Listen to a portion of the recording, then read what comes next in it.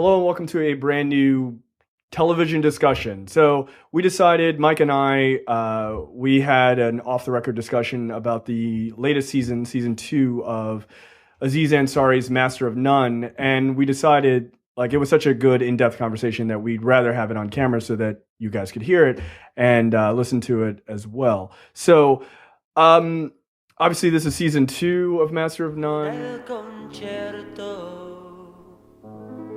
Che insieme ci trovò, ripeterò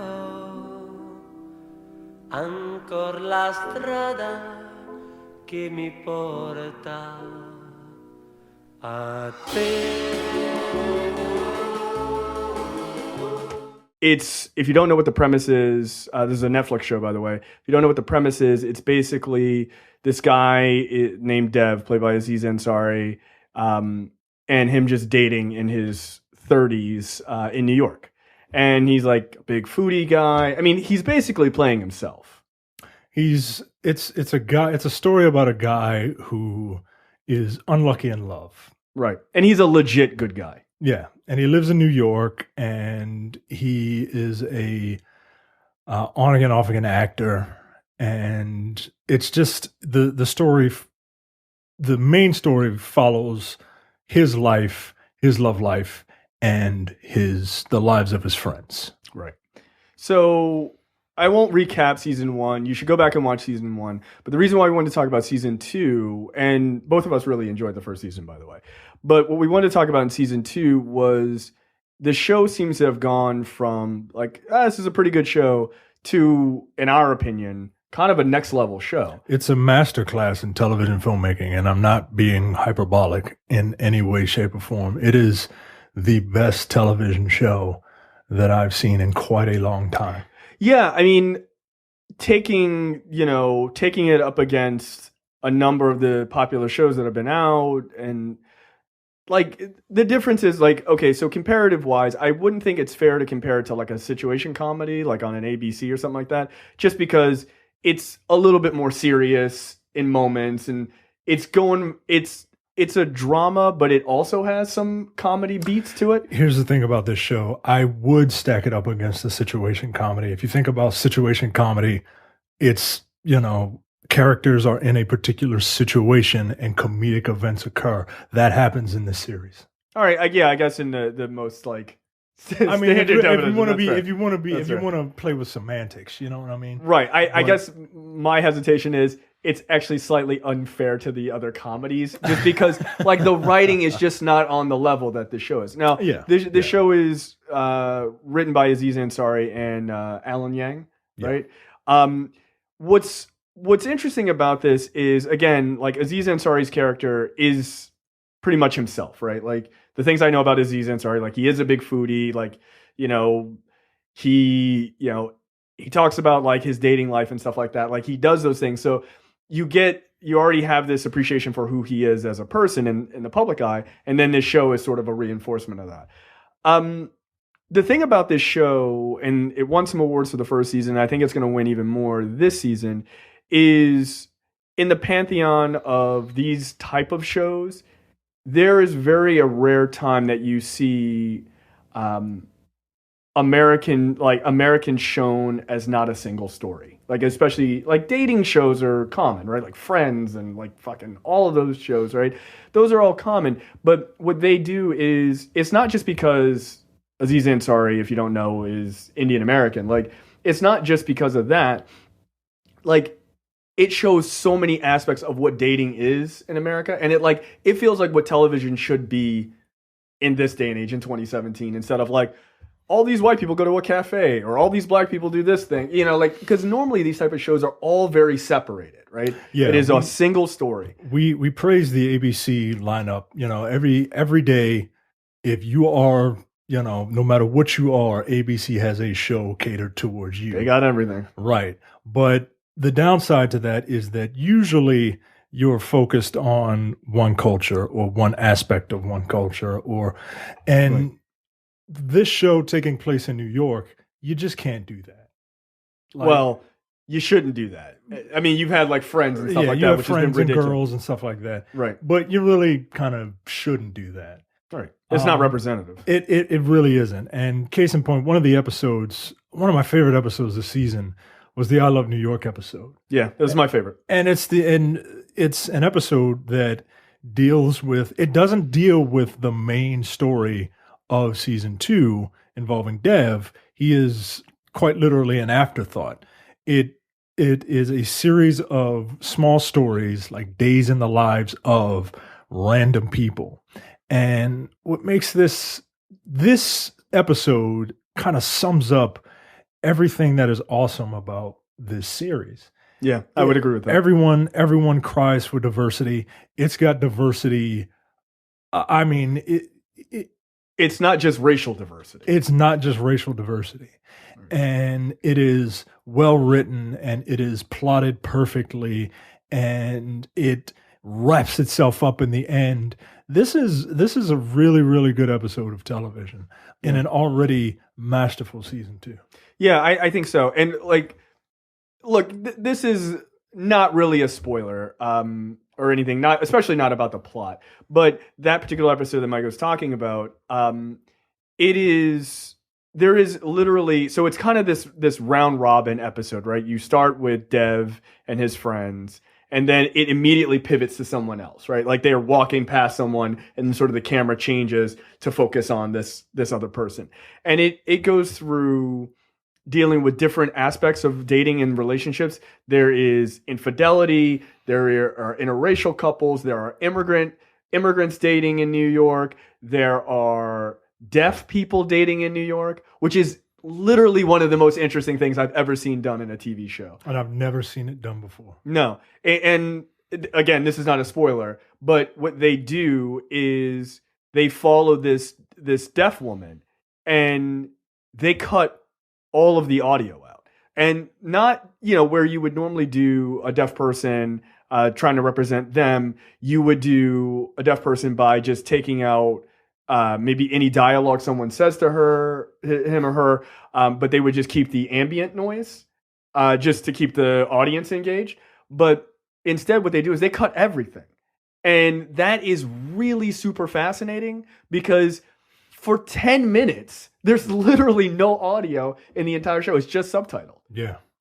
And not only is it subtitled, and that in and of itself, the complete quiet is interesting and everything else, but they still show you that, yes, these people are deaf, these two people are dating, but they managed to carry on very similar conversations of like normal people dating, like showing, which I think is really what the fabric of America is, right? Like, yes, we are all different, but we have these overarching commonalities, and that's what the show really is. And the thing about the death scene, right? Like, in order for me to get something out of like a romantic type story, I have to kind of put myself in the person's shoes.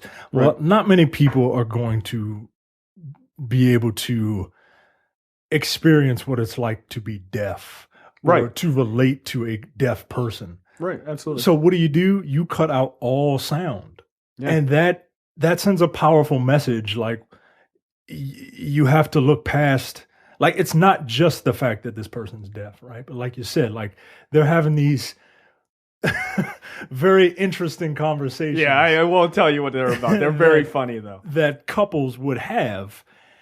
And it's hilarious. Yeah, no, I was laughing my ass off at that scene, but it was classily done. I thought, like, I if anything, that's the big takeaway there, and more importantly, it shows, and I cannot stress this enough. It shows that this idea of separating the stories of Americans by race or by class or stuff like that is actually doing damage, right? Yeah. Because if people watch more television where it's just like, oh yeah, these people are all together and it's just not a big deal, it's fine. Like, I mean, there are moments in the season where you go, like, Dev's character is so well written and he feels so real. Like, after watching the 10 episodes, I actually am like, wow, like, I really want my friend Dev to win. Like, like, you feel for these characters and they're so well done. Another point The soundtrack is amazing. Like, it's really good, and it's eclectic. It's as eclectic as America is, right? Yeah. Like, and that is just this overarching thing that was in season 1 that is now in season 2. Like, I've been listening a lot to the season 1 soundtrack, and it is, it's hip hop. It's it's hip hop. It's rock music. It's because Dev is Indian. There's some like Indian music in there. There's some Chinese influenced music. There's an Indian version of Jumping Jack Flash, which is great. Incidentally, it's like a Bhangra version. There are all these things that happen in the story that they do so well. They use music so well to express those things. And in this season, there's no difference, right? Like, there is just as much of that.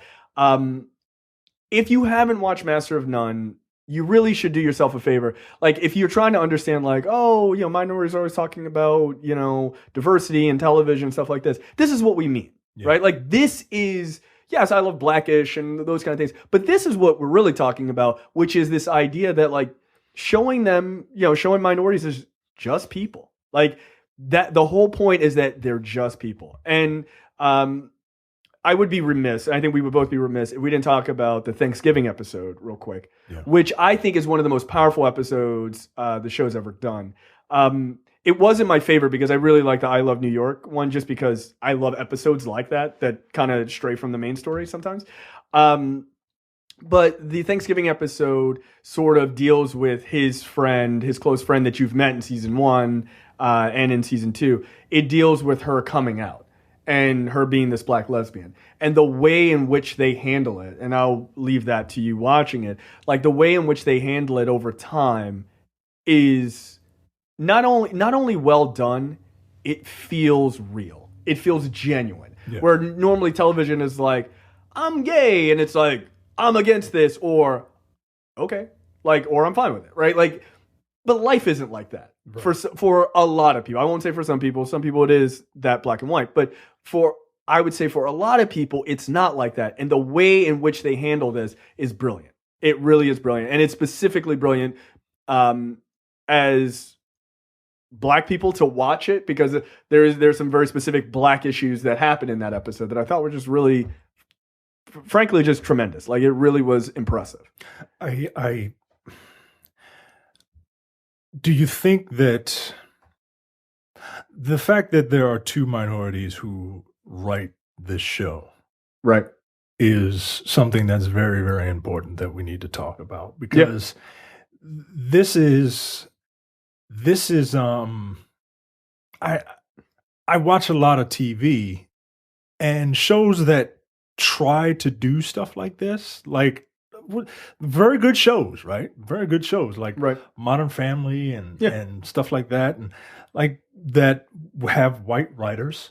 Yeah, they touch on stuff like this, but they don't do it. It feels different. Like, you can tell that 2 minorities wrote every single one of these episodes. You could tell that black people had input in that Thanksgiving episode. Oh, absolutely, absolutely. Well, it's the difference. Here's a crass way of putting it. It's the difference between going to medical school as a guy and learning about gynecology than a woman going to school to learn to be a gynecologist and already having the equipment at home. You know what I mean? Yeah. Like, it literally is that, yes, you can both learn the exact same things, and you can know textbook for textbook all of these, terminology and all that other stuff, but there is a difference when you live it. Yeah, there just is, and you can tell, and, especially as a minority watching it, you can tell. Yep, absolutely. I mean, and I think it's not just in the actors being minorities, but there are just phrases and the way lines are delivered and stuff like that, where you just go, yeah, I know a person like that, or I am that person, or something like that, and it's just. There is something to be said about giving these type of shows a chance. And I think Hollywood really would benefit. I mean, look, the biggest movie of all time now, the biggest opening of all time is a movie filled to the brim with minorities, right? Yeah. This show is one of the best shows on television. It really is. So if you haven't watched Master of None Season 1, do yourself a favor and watch it. And if you've already watched the first season and you haven't started the second season, look, man, run, do not walk. The second season is absolutely fantastic. And it's really like I had one question in the first like 2 minutes of the first episode of this season. I was like, I wonder if X is going to happen, and they dealt with it immediately, and they didn't just like do it and then move on. Like they really dealt with these issues, and they dealt with it throughout the season, and they corrected some things I thought they should have corrected in the second season. And it was really fucking good. It was, man. Yeah. So check out Master of None season 2. So we're gonna try to do like as these type of shows and things. We did one for American Gods. As things pop up, we're not gonna do week to week kind of things because we're all really busy with other shows that we do. But when stuff like this pops up, we will make sure to talk about them along with the movie reviews as well. So that's it for our discussion on Master of None season 2. We'll see you guys next time. See ya. Bye.